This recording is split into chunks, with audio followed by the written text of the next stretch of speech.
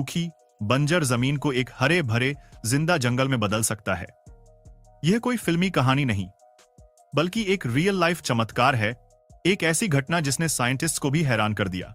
आज हम आपको एक ऐसी ही अनोखी कहानी सुनाने जा रहे हैं, एक ऐसी जगह की कहानी जहां 1000 ट्रक भरकर मौसम्बी के छिलके फेंक दिए गए थे। इसे पोल्यूशन का नाम दिया गया, इस पर केस हुआ और इसे बंद कर दिया गया। और फिर 16 साल तक उस जगह को सब भूल गए। लेकिन 16 साल बाद जब साइंटिस्ट्स वहां लौटे तो उनकी आंखें खुली की खुली रह गईं। जो उन्होंने देखा उसने नेचर के बारे में हमारी सारी समझ को हिलाकर रख दिया। तो चलिए शुरू करते हैं यह अद्भुत सफर और जानते हैं उस राज को कि कैसे मौसम्बी के कचरे ने एक जादू कर दिखाया। लेकिन आगे बढ़ने से पहले हमारी आपसे एक छोटी सी रिक्वेस्ट है कि अगर आप हमारे चैनल पर पहली बार आए हैं तो प्लीज इसे सब्सक्राइब जरूर कर लीजिए, और अगर वीडियो पसंद आए तो उसे लाइक करना मत भूलिएगा। द प्रॉब्लम, एक परेशान जमीन की कहानी। यह कहानी शुरू होती है 1990 में नॉर्थ वेस्टर्न कोस्टा रिका के एक नेशनल पार्क से। यह पार्क अपनी अमेजिंग बायोडाइवर्सिटी यानी तरह तरह के जीव जंतुओं और पेड़ पौधों के लिए मशहूर था। लेकिन इस पार्क का एक हिस्सा ऐसा था जो बिल्कुल भी सुंदर नहीं था।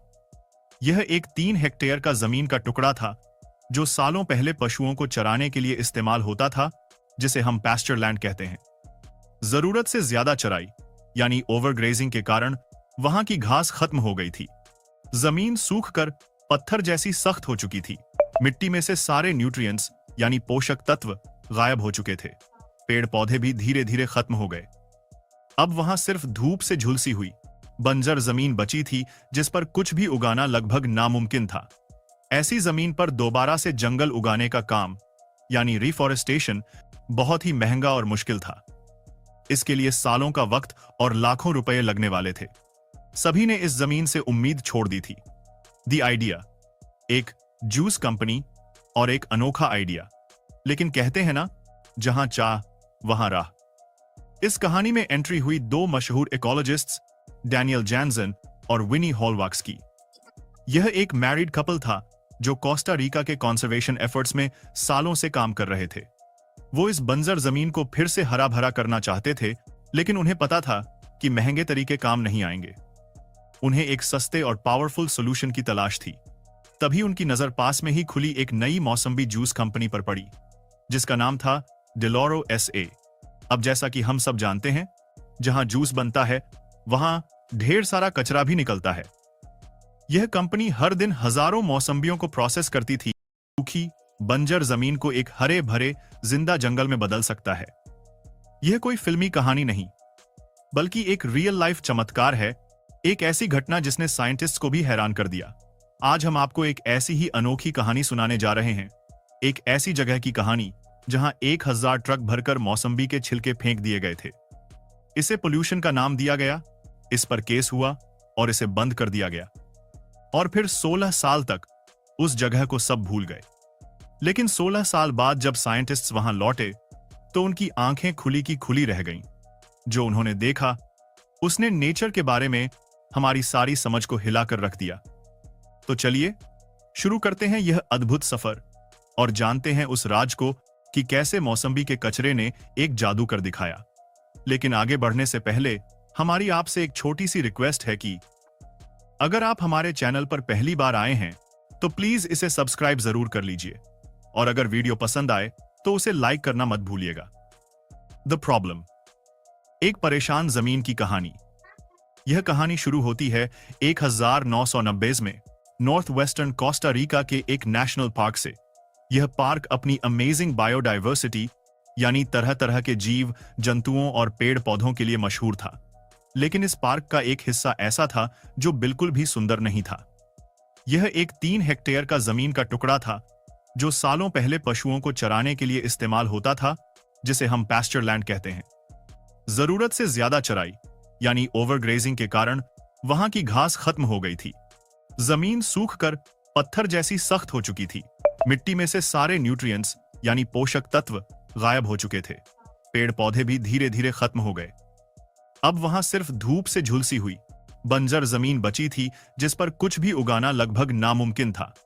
ऐसी जमीन पर दोबारा से जंगल उगाने का काम, यानी रिफॉरेस्टेशन, बहुत ही महंगा और मुश्किल था। इसके लिए सालों का वक्त और लाखों रुपए लगने वाले थे। सभी ने इस जमीन से उम्मीद छोड़ दी थी। द आइडिया, एक जूस कंपनी और एक अनोखा आइडिया, लेकिन कहते हैं ना, जहां चाह वहां राह। इस कहानी में एंट्री हुई दो मशहूर इकोलॉजिस्ट्स, डैनियल जैनसन और विनी हॉलवाक्स की। यह एक मैरिड कपल था जो कोस्टा रिका के कंजर्वेशन एफर्ट्स में सालों से काम कर रहे थे। वो इस बंजर जमीन को फिर से हरा भरा करना चाहते थे, लेकिन उन्हें पता था कि महंगे तरीके काम नहीं आएंगे। उन्हें एक सस्ते और पावरफुल सॉल्यूशन की तलाश थी। तभी उनकी नजर पास में ही खुली एक नई मौसम्बी जूस कंपनी पर पड़ी, जिसका नाम था डिलोरो SA। अब जैसा कि हम सब जानते हैं, जहां जूस बनता है वहां ढेर सारा कचरा भी निकलता है।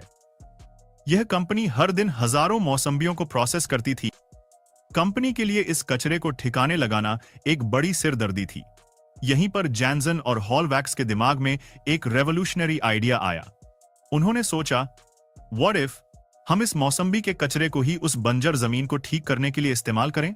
उन्होंने डिलोरो कंपनी के साथ एक डील की। डील यह थी कि कंपनी अपना सारा मौसम्बी का कचरा पार्क के उस 3 हेक्टेयर के बंजर प्लॉट पर मुफ्त में डंप कर सकती है। यह एक विन विन सिचुएशन थी। कंपनी को कचरा फेंकने के लिए लैंडफिल का पैसा नहीं देना पड़ेगा और पार्क को जमीन को उपजाऊ बनाने के लिए मुफ्त का ऑर्गेनिक मैटर मिल जाएगा। यह एक सिंपल लेकिन बहुत ही बोल्ड आइडिया था। उनका प्लान था कि मौसम्बी के छिलके इन्वेसिव घास को उगने से रोकेंगे और धीरे धीरे सड़कर एक रिच कॉम्पोस्ट यानी खाद बन जाएंगे।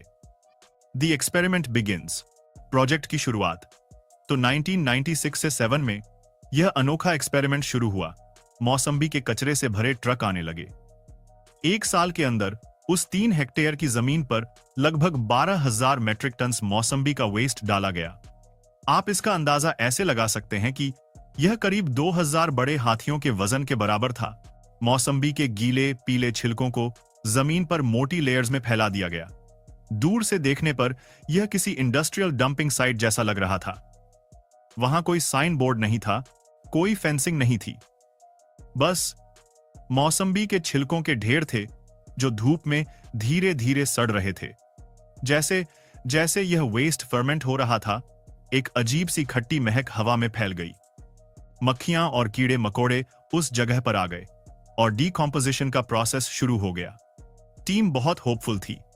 उन्हें विश्वास था कि यह सड़ता हुआ कचरा ही एक नए कल की नींव रखेगा।